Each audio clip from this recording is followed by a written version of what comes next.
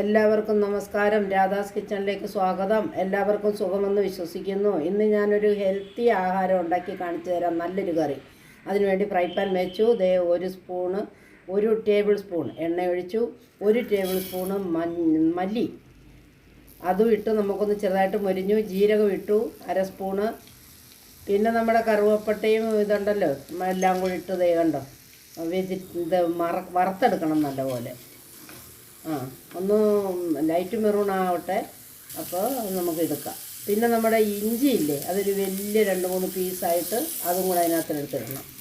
പിന്നെ സവാള അതും നല്ല നീളത്തിൽ ഇങ്ങനെ അരിയണം. 2-3 എണ്ണം വേണം, എന്നാലേ അരച്ച് നല്ലപോലെ നമുക്കൊന്ന് ചാറ് കൂടുതൽ കിട്ടണ്ടേ. അപ്പോൾ അതിന് വേണ്ടിയിട്ട് ലൈറ്റ് മെറൂണാക്കി നമ്മൾ മുറിച്ചെടുക്കുക. ലൈറ്റ് മെറൂണായപ്പോൾ ഞാൻ മിക്സിയുടെ ജാർ എടുത്തിട്ട് അതിനകത്തിലോട്ട് ഇടുവാണ്. എന്നിട്ട് വെള്ളം ഇല്ലാതെ നമുക്ക് നന്നായിട്ടൊന്ന് അരച്ചെടുക്കണം. ചീനിച്ചട്ടി വെച്ചു, നന്നായിട്ട് ചൂടായി. അപ്പം ഞാൻ 2 ടേബിൾ സ്പൂണ് എണ്ണ ഒഴിക്കുവാണ്. ഇഷ്ടമുള്ള എണ്ണ ഒഴിക്കാം കേട്ടോ. 1 സ്പൂണ് കടുകും കൂടി ഇട്ടു. കടുകിട്ട് മൂത്ത് കഴിയുമ്പോൾ 3-4 വറ്റൽമുളകും കൂടി ഇട്ട് അതിനെ കൂടി ഒന്ന് മൂപ്പിച്ചെടുക്കും. അരച്ച് വെച്ച മസാലയും കൂടെ ഒന്ന് ചേർക്കുക. അരച്ചത് നമ്മൾ ഇതിനകത്തിലോട്ട് ഇട്ടു. അതിന് ശേഷം 1/2 സ്പൂണ് ഉപ്പ് നമ്മൾ പാകത്തിന് ചെക്ക് ചെയ്തിട്ട് പിന്നെ നമുക്ക് വേണമെങ്കിൽ ഇടാം. പിന്നെ ഇതേണ്ടേ 1/4 ടീസ്പൂൺ കായത്തിൻ്റെ പൊടി, പിന്നെ 1/2 ടീസ്പൂൺ മഞ്ഞൾപ്പൊടി, 1 ടീസ്പൂൺ മുളക് പൊടി, 1 ടീസ്പൂൺ നിറച്ച് ഗരം മസാലയുടെ പൊടി. ഇന്ന് ചേന കൊണ്ടാണ് നല്ലൊരു കറി ഉണ്ടാക്കുന്നത്. ഇത് എപ്പോഴും കഴിച്ചു കഴിഞ്ഞാൽ നമ്മുടെ ശരീരത്തിലെ ഹോർമോൺസിനെ ബാലൻസാക്കി വെക്കും. പിന്നെ എനിക്ക് പറയാനുള്ളത് വെള്ളം 200 ml വെള്ളം എടുക്കണം. അതിനകത്തിൽ ഒഴിക്കണം. 1 സ്പൂണ് ഉപ്പും കൂടി ഇട്ടിട്ട് നമുക്ക് വേവിക്കാൻ വെക്കണം. വേവിച്ചെടുക്കുമ്പോൾ നമ്മളെ ഉടഞ്ഞു പോകരുത് കേട്ടോ. പീസായിട്ടിരിക്കണം. ബാക്കി അത് നമ്മളെടുത്തപ്പോൾ ഉണ്ടല്ലോ കുറച്ച് വെള്ളം ഇതിനകത്തു നിന്ന് വെന്തതിന് ശേഷം വന്ന വെള്ളം നമ്മൾ ഊറ്റി വെക്കണം. പിന്നീട് നമുക്ക് ആവശ്യം വരും.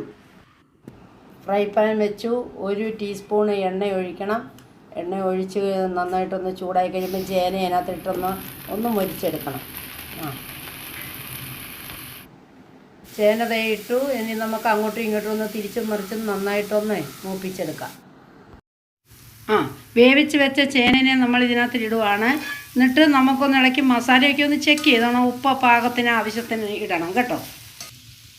ചേന വേവിച്ചപ്പോൾ കുറച്ച് വെള്ളം നമുക്ക് ബാക്കി കിട്ടിയത് ഇതിനകത്ത് ഒഴിക്കുകയാണ്.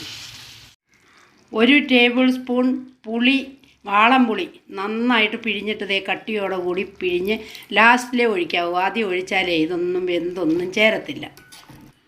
1 ടീസ്പൂൺ ചക്കരയുടെ പൊടി.